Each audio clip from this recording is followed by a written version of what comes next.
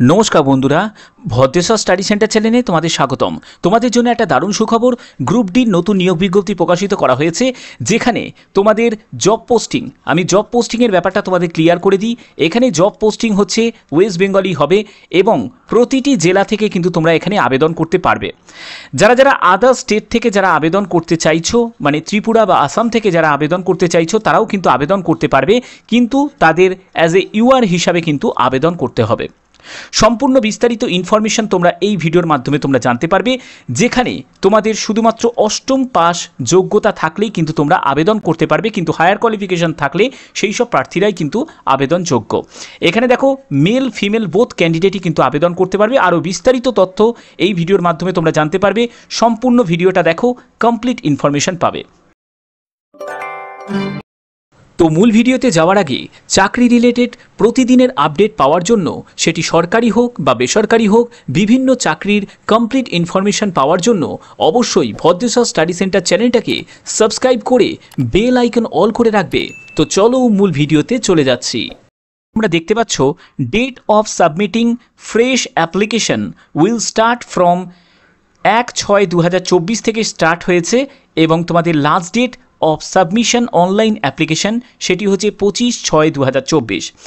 এর মধ্যেই কিন্তু এই ডেটের মধ্যে সম্পূর্ণ অনলাইন মোডে তোমাদের আবেদন করতে হবে। এখানে কিন্তু কোনো অফলাইন মোডের কিন্তু অপশান নেই, সম্পূর্ণ অনলাইন মোডে আবেদন করতে হবে। এবং আবেদন করার জন্য যে প্রাথমিক প্রসেস সেটা আমি তোমাদের দেখিয়ে দেবো। এখানে দেখো, আবেদন করতে গেলে অবশ্যই তোমাদের কিছু টার্ম অ্যান্ড কন্ডিশন তোমাকে ফলো করতে হবে, যার মধ্যে একটি অন্যতম হচ্ছে one candidate can apply for one post only, অর্থাৎ একজন প্রার্থী একটি মাত্র পোস্টেই কিন্তু আবেদন করতে পারবে। এখানে গ্রুপ ডি সহ বিভিন্ন যেসব পোস্ট আছে তার মধ্যে যে কোনো একটি পোস্টে তোমাদের কিন্তু আবেদন করতে হবে। একাধিক যদি তুমি আবেদন করো তাহলে তোমার কিন্তু সেক্ষেত্রে ক্যান্ডিডেচার কিন্তু ক্যান্সেল হয়ে যাবে।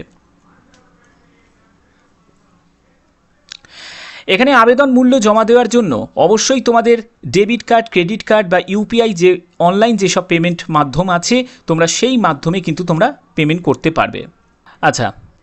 আচ্ছা, এবার এখানে দেখো, তোমাদের যে যে পোস্টগুলো গ্রুপ ডির মধ্যে পড়ছে সেই সব পোস্টের জন্য তোমাদের শিক্ষাগত যোগ্যতা কি প্রয়োজন। এখানে যারা যারা গ্রুপ ডি পোস্টের জন্য যারা আবেদন করবে, যেমন পিওন ফরাসের জন্য যারা আবেদন করবে, বলছে candidate applying for the post of group D, যেখানে বলছে মাস্ট হ্যাভ ক্লাস 8 পাস, অর্থাৎ অষ্টম শ্রেণী পাস যোগ্যতা থাকলে কিন্তু তোমরা আবেদন করতে পারবে। এখানে বলা হচ্ছে যে basic knowledge in computer operation is desirable, অর্থাৎ যদি তোমাদের কম্পিউটারের যদি যোগ্যতা থাকে তাহলে সেটা এক্সট্রা কোয়ালিফিকেশান হিসাবে তোমাদের জানানো হবে, অর্থাৎ তোমরা এখানে কিন্তু অগ্রাধিকার পেয়ে যাবে। ঠিক আছে। এবং পরবর্তী যেটি বলা হচ্ছে নাইট গার্ড গ্রুপ ডি, যেখানে শুধুমাত্র মেল ক্যান্ডিডেট যারা আছে তারাই কিন্তু আবেদন করতে পারবে, অর্থাৎ এই পোস্টটার জন্য শুধুমাত্র মেল ক্যান্ডিডেটরাই কিন্তু আবেদন করতে পারবে। আর পিওন ফরাসের জন্য মেল ফিমেল বোথ ক্যান্ডিডেটই আবেদন করতে পারবে। এখানেও কিন্তু যোগ্যতা হচ্ছে অষ্টম শ্রেণী পাস, কিন্তু তোমার যদি মাধ্যমিক যোগ্যতা থাকে অর্থাৎ 10th পাস যোগ্যতা থাকে তাহলেও কিন্তু তোমরা আবেদন করতে পারবে। পরবর্তী পোস্টটি হচ্ছে কর্মবন্ধু, যেটা সুইপারের নাম পরিবর্তন করে এখন কর্মবন্ধু করা হয়েছে, যেখানে তোমাদের বলা হচ্ছে যে the candidate must have pass 8 pass, অর্থাৎ বুঝতে পারছো এখানেও তোমাদের কিন্তু অষ্টম শ্রেণী পাস যোগ্যতা প্রয়োজন। যদি তোমার 10 পাস যোগ্যতা বা উচ্চ মাধ্যমিক বা গ্র্যাজুয়েশন যোগ্যতা থাকে তাহলেও কিন্তু আবেদন করা যাবে, কোনো অসুবিধা নেই।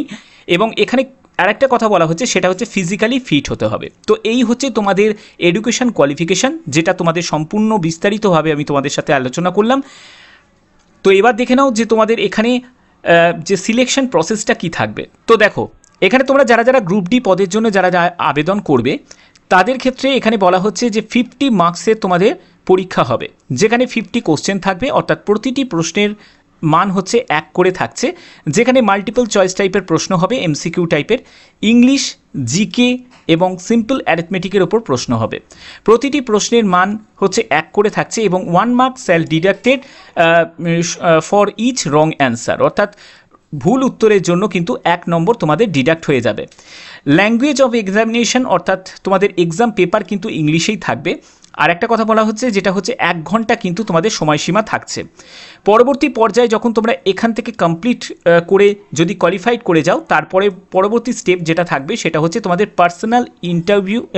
পার্সোনালিটি টেস্ট, যেটা পার্সোনাল ইন্টারভিউ এবং কম্পিউটার অপারেশন টেস্ট, ঠিক আছে, যেখানে 15 মার্কস থাকবে। অর্থাৎ বুঝতে পারছো এখানে 50 আর এখানে 15, অর্থাৎ 65 নম্বরের ভিত্তিতে কিন্তু তোমাদের ফাইনাল মেরিট তৈরি হবে। ব্যাপারটা ক্লিয়ার? আচ্ছা, এর পরবর্তী যে পোস্টটি সেটি হচ্ছে নাইট গার্ড গ্রুপ ডি। এখানেও কিন্তু সেম থাকবে, আমি আর রিপিট করছি না, একদম সেম সিলেবাস থাকবে। অর্থাৎ 65 মার্কসের কিন্তু তোমাদের পরীক্ষা হচ্ছে এবং চূড়ান্ত সিলেকশন কিন্তু হচ্ছে। কিন্তু যারা যারা কর্মবন্ধু অর্থাৎ সুইপার পদের জন্য যারা যারা আবেদন করবে তাদের ক্ষেত্রে কিন্তু একটু অন্যরকম। তাদের ক্ষেত্রে কিন্তু শুধুমাত্র ইন্টারভিউয়ের ভিত্তিতে কিন্তু সিলেকশন করা হচ্ছে, যেখানে 30 নম্বরের তোমাদের ইন্টারভিউ থাকছে। অর্থাৎ এই 30 নম্বরের ইন্টারভিউতে তোমরা যদি ভালো পারফর্ম করতে পারো তাহলে অবশ্যই তোমরা কিন্তু একটি পার্মানেন্ট পোস্টে তোমরা নিযুক্ত হয়ে যাবে, গ্রুপ ডি পার্মানেন্ট পোস্টে নিযুক্ত হয়ে যাবে। ওকে, এই যে নোটিফিকেশনটা তোমরা দেখতে পাচ্ছ এটা কিন্তু তোমাদের যে ডিস্ট্রিক্ট অ্যান্ড সিজন জাজ কালিম্পং কোর্টের তরফ থেকে, যেটা অলরেডি প্রকাশিত হয়েছিল এবং এর ডেটটা কিন্তু এক্সটেন্ড করা হয়েছে। যেটা কোরিগেন্ডাম নোটিশ তোমরা দেখতে পাচ্ছ, এই কোরিগেন্ডাম নোটিশটা দেওয়া হয়েছে। যারা যারা আবেদন করেছো, যারা অলরেডি এখানে আবেদন করেছো, এর কিন্তু আমার চ্যানেলে ভিডিও আছে, আবেদন হয়তো করেছো। যারা যারা আবেদন করে ফেলেছো তাদের কিন্তু নতুন করে আর আবেদন করার কোনো প্রয়োজন নেই। এটা যারা ইকোনমিক্যালি মানে উইকার সেকশন মানে ইডাব্লিউএস যারা কাস্টের যারা আছে তারা স্পেশালি তাদের জন্য কিন্তু এটা একটা নতুন সুযোগ দেওয়া হয়েছে, যে বলছে ইয়ারলিয়ার যে নোটিফিকেশন ছিল এবং সেখানে যে ভ্যাকেন্সিটা ছিল, যেখানে ইডাব্লিউএসের জন্য কিন্তু আলাদা করে মানে শূন্যপদ ভাগ করা ছিল না, তবে আবার রিভাইজড ভ্যাকেন্সিটাকে কিন্তু রিভাইজড করা হয়েছে, যেখানে কিন্তু শূন্যপদ তাদের আলাদা করে দেওয়া হয়েছে। তো সেক্ষেত্রে তাদের জন্য একটা বড় অপরচুনিটি হয়েছে। তো এই অপরচুনিটি অনুযায়ী তারা কিন্তু নতুন করে মানে যারা ইডাব্লিউএস প্রার্থী আছে তারা নতুন করে কিন্তু আবেদন করতে পারছে এবং তাদের আবেদনের যে লাস্ট ডেট সেটি হচ্ছে 25শে জুন তাদের আবেদনের লাস্ট ডেট। এবং যথারীতি তাদের যে আবেদন মূল্য থাকছে সেটাও তাদের পে করতে হবে এবং প্রয়োজনীয় যেসব ডকুমেন্টস সেটাও তোমাদের আপলোড করতে হবে। এবং যারা যারা এখানে আবেদন করবে তাদের যেসব ডকুমেন্টসগুলো আপলোড করতে হবে, তো সেই ডকুমেন্টসের মধ্যে যে ডকুমেন্টসগুলো অন্যতম যেগুলো লাগছে সেগুলো হচ্ছে তোমাদের প্রুফ অফ এজ, যার জন্য তোমাদের বার্থ সার্টিফিকেট বা মাধ্যমিকের অ্যাডমিট কার্ড তোমরা দেবে, ঠিক আছে, যে কোনো একটি তোমাদের দিতে হবে। তারপরে এডুকেশন কোয়ালিফিকেশান, যেখানে তোমাদের 8ম শ্রেণী পাস যোগ্যতা প্রয়োজন, তবে তোমরা যদি মাধ্যমিক পাস যোগ্যতা যদি থাকে তাহলে সেটাও তোমরা দিতে পারো। মাধ্যমিকের সার্টিফিকেট রেজাল্ট দুটোই কিন্তু তোমরা দিয়ে দেবে।